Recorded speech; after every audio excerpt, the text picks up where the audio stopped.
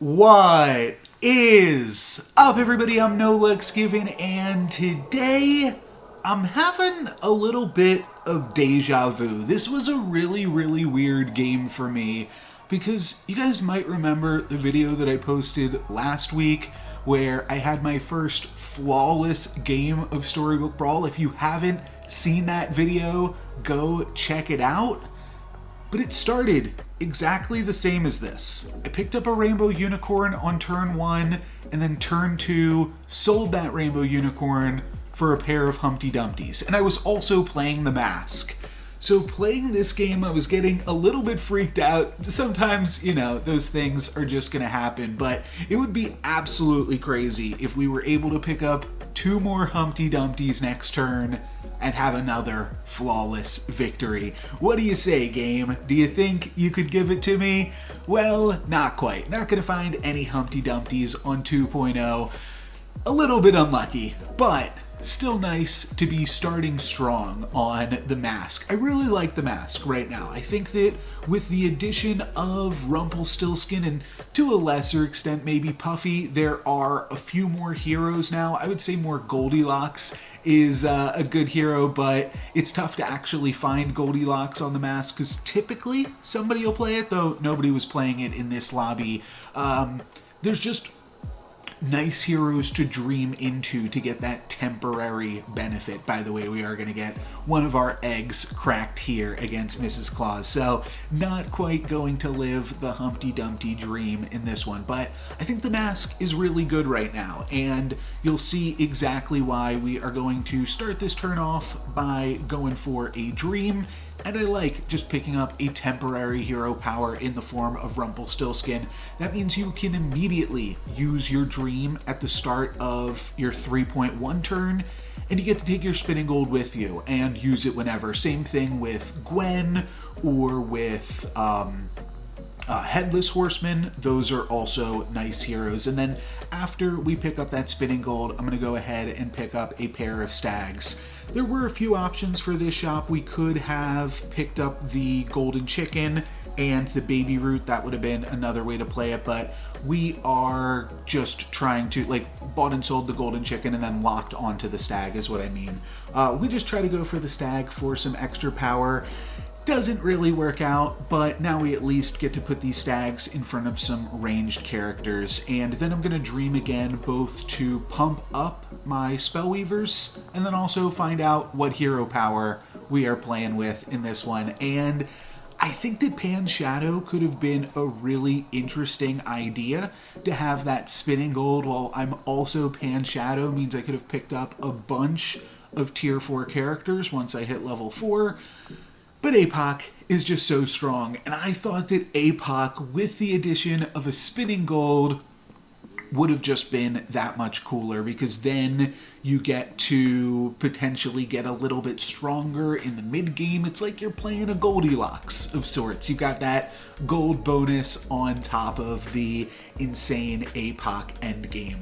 Unfortunately, we are going to take a little bit more damage before that happens, but I do still think that we are somewhat strong, especially picking up another stag. And then I'm going to pick up a Merlin's Hat. I'm not trying to hatball, but I like Merlin's Hat when I'm playing Apocalypse because I want to cast XP spells. And making those spells a little bit cheaper, I think, is generally going to let you have a good time. I'm hoping that our prized pig can survive. If our stag can attack, there's a decent chance our prized pig can survive. We're going to have 2 really large range characters, not many other characters, so we might be able to get in a bunch of ranged hits, and it just becomes about the prized pig attacking into something small enough, and then my ranged characters finishing some things off. So we've got a really good potential setup here. This could go very well for us, and then of course we can use that spinning gold to have a huge bounty on 4.0. We'll sell off some of my characters and figure out what we can do from there, and combat's basically going to go perfect for me. Stag attacks into Mummy, Mummy takes out the goat, and then my ranged characters get to do whatever they want to do. So let's have a huge spinning gold turn, and I'm about to sell off my prized pig before I realize I'm playing up against the ghost. So I can delay my spinning gold turn one turn further. I'm not going to lose this combat. I don't even think this ghost was playing at all this game. That might have been the Goldilocks. I don't know why the Goldilocks quit out, but we can save that. Unfortunately, had I realized that a little bit sooner, I also would have used the Reckless Wager this turn. And then we could have had a crazy, crazy bounty next turn, so it's a little bit unfortunate, but I'm hoping that we'll be able to maybe find some XP spells or something like that in our rolling next turn. And like I said, we are going to have no problem winning. Let's jump ahead for a second and find out that this Pied Piper is, just playing 0 characters. So we win. I'm going to sell off the prized pig and then go for the spinning gold. That'll give me 24 gold to work with for the turn. So that'll let me pick up a bunch of characters. Hopefully we can find some XP in all of this rolling. I pick up a second lightning dragon. I also pick up a river wish mermaid. I'm not sure if that was a mistake. I see lightning dragons, I pick up the river wish mermaid. Those two just go hand in hand. On Apocalypse, it's not so great because you can't take it with you. So I don't know if I really should have gone for the river wish mermaid in this scenario. But we could still get a little bit of scaling over the course of the next few turns. So maybe it's possible. Except I don't actually think that I'm going to play this River Wish Mermaid. I really want the Stag to pump up both of my ranged characters, and then that means I kind of want a Lightning Dragon in slot 1, and ultimately what I decide to do is just play one Lightning Dragon in slot 1, the other Lightning Dragon in the back, and this maximizes the chances of our Stag getting that attack and pumping up our ranged characters, and then it also means the friendly spirits are either going to pump up each other or pump up our ranged characters as well. We take out my opponent's full back line with the lightning bolt and the pair of lightning dragons, and then my spellweavers get to make short work of the rest of their crew, and we take out Horde Dragon. So there we go. We are on 4.0 right now, and we get to triple our friendly spirit. We have not found XP just yet, but forking around is really, really cool because now if we find XP, as long as it isn't Wish Upon a Star, either the End or Turkish Delight, we get to double cast. So I'm going to pick up a Sleeping Princess, double cast the End on that. That'll give us a bonus 6 health and 2 XP. Interestingly, I also could have just picked up the Rainbow Unicorn there and added I would have had 2 less health from that, but I think that that was probably still the pickup because then I could have just rolled 1 additional time, and next turn, all I want to do is roll. Try to find XP, that's going to be our 4.2 turn, and if we can find an XP spell, it won't matter that we're double casting it because we got the double cast out of this one, but then I'll sell off my whole board and we'll do the apoc thing. So that's the idea, and 32 health, looks like we're going to be able to stay alive until then, even sitting pretty with both of these extremely large spellweavers at our disposal here, sitting nice at the top of the lobby. We're going to get a win and a kill onto Mrs. Claus. Then I'm just going to roll for some XP, and I'm going to find it pretty quickly, actually. I'll sell off the rest of my board and the End this friendly spirit that puts me up to 40 health. Not quite a flawless game, but the fact that I got back up to 40 health is pretty cool in this little deja vu game that we got going on. I do think that the Green Knight is definitely a contender because it would go into the good boy strategy or into the trees strategy, but so would Echo Wood, and I'm glad that I kept rolling. And then I roll, and with just enough gold left, I'm able to find an Ashwood Elm. So I want to sell off 2 of my characters, got to figure out which ones, and I actually want to hang on to Oni Tyrant. Just talked about that yesterday, but Oni Tyrant actually reasonable on this board. We have 2 other monsters, and it'll pump up Echo Wood as well. I should have sold the Bear Stain, or I should have sold the Good Boy, or I should have either kept the Bear Stain or the Lordy. That's what I'm getting at. I kept the Good Boy because it was like the strongest unit, but it wound up being my only good character. So a little bit silly, a little bit of a miscalculation, but it doesn't matter. We're plenty strong, even just playing a textless 2-2. Then we get to pick up an Echo Wood, and I sell off my Good Boy. and move my Oni Tyrant to the board, so that way I can dream and again potentially hitting Headless Horseman. We wound up finding really good dream targets though. We get Gwen, which is another one of those one-shot hero powers, and then we turn into Horde Dragon, which is exactly where we want to be, and Hercules is the perfect unit to find after that. So now we're looking to make some tier 7 treasures on this board, and I mentioned that I wasn't sure how I was going to title this or whatever at the beginning. I think it's probably going to be that Deja Vu route, but we're also going to get a bunch of tier 7 treasures this game. Apoc turned into Horde Dragon is a really good way to grab tier 7 treasures, and tier 7 treasures are really good when you are playing trees. So we are set up quite well, and we are strong enough to take down this dwarf board right now. So looking good, and yeah, staying strong at 40 health. We'll pick up the Hercules here. We get to put that at 35 attack, thanks to the Gumblegore. And then I feed the Kraken, because we've got this Forking Rod and +4 gold. I figured rolling a bunch of times we'll probably be able to find a tree if we find one soon, or we could still sell the golden chicken and pick it up, or maybe one more unit. I wind up just rolling down the rest of the turn. I'm not super interested in Heartwood Elder now that we are Horde Dragon. I just really want to find some of those tier 7 treasures. I think that that is going to be really, really strong for us. There is a consideration for Gigantify.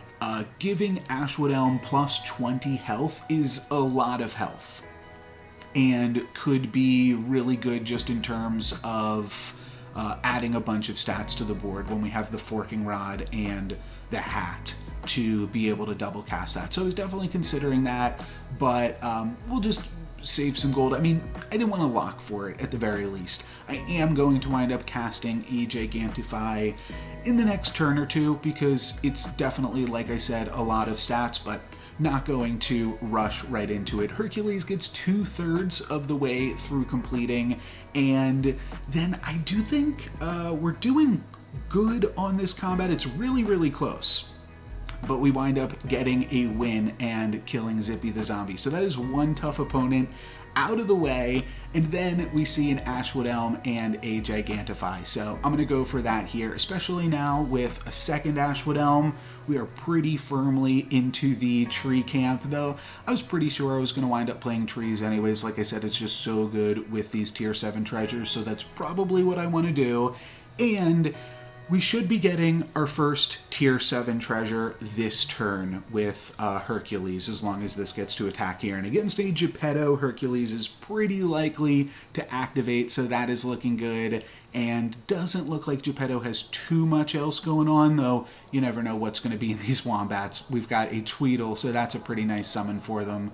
But I don't think that's going to be quite enough to take down my Echo Woods. It gets close when they summon some pigs, but we are going to wind up walking away with a win there. And then our first tier 7 treasure. I did a video on Excalibur last week. I think it's cool, but we gotta go for Holy Grail. Holy Grail on Horde Dragon, that's just way too sweet. We will cast a health potion to get a little bit more health, finishing things off here. And then we're gonna grab an Echo Wood and grab another tier 7 treasure. I think do I go for the roll the die here? I don't know if I do. Oh, okay, I do. I go for the roll the die just because it's double cast. There's no reason not to. Otherwise, I wasn't going to cast a spell this turn. And then I'm going to pick up the Echo Wood and grab a tier 7 treasure. And for that, I think I got to go Round Table. Round Table is just so good with the trees. I could have tried to make World Tree work on a whatchamacallit, on a Holy Grail turn. I think that that could have been good too, but I think it's tough to lose just picking up all of the Echo Woods that you can find on a Holy Grail turn. I just think that that is going to be really ridiculously powerful, and it is going to be, but we are going to take some damage before that. Not quite a flawless game. We're going to take a little bit of damage from my opponent's Medusa wrecking us there. but we should be able to do some nice stuff for the rest of this turn. And we're just gonna roll, pick up some trees, pick up some more level 7 treasures. I'll grab a magic sword, that'll be nice, and then we'll triple up these burning beards and see if we can't grab one more tier 7 treasure while we're at it. Why not? So yeah, just a really, really powerful game. Looking to not play this Hercules and replace that with some more trees as well. We're gonna find some more Echo Woods to be able to do so. A really, really good use of Holy Grail, and just a really powerful turn all around. There we go, the Burning Beard, and you know what, let's take Excalibur now. It's strong, let's give it some respect. I wind up picking up a Golden Chicken, which on a Holy Grail turn, I'm not sure I needed to do all this, but whatever, why not? And then I pick up a Green Knight, again, maybe didn't need to do this. We'll see if we can find another tree before the turn's over, but even if we can't, we have all of these Golden Chickens now, and then I'm just gonna go ahead and fire off the Knighthood on Ashwood Elm before finding another Ashwood Elm and taking out the Green Knight on the final seconds of that combat. So we've got some absolutely massive Echo Woods now, and they all pump each other up because of the round table, so it's an easy win. It's just a really, really impressive board. I don't even know if we make this board better by picking up another Ashwood Elm. I don't know, once you have round table, maybe you could potentially cut the Burning Tree and just play a bunch of Ashwood Elms and then have all of the Echo Woods get pumped up, but I think I'll still stick with the Burning Beard, why not, and see what we can do. I feel like I could potentially dream now because I have all of the treasures that I want, and Mordred is actually like one of the few ways that we actually improve on this board, because I've got all of my unit spaces full, and I've got all of my treasure slots full, so the only way to really improve is by giving myself another character slot, and Mordred is one of the very few ways to do so. So we'll do that. We're still stacked on gold. I'm holding on to 12 gold in my hand. So sure, we'll pick up this Echo Wood as well, and now just have an Echo Wood in my hand that I can't even find room to put on the board. Just really insane stuff. One other thing to note, yeah, I guess we could potentially buy a Soul Tack if I'm like worried about some kind of Slay comp, but all of my Ashwood Elms are also just gonna get insanely big because of the round table. So I don't know. I don't know what I need to do. I throw in another Ashwood Elm. I don't know what's right. I think in hindsight, I probably actually don't want the Burning Beard. I just want a backline full of Ashwood Elms, and then, I don't know, but one Burning Beard is so good because it's getting stats from all of the Ashwood Elms. So I probably played it fine. Who cares? This is insane. 3 different tier 7 treasures and just a really, really powerful game.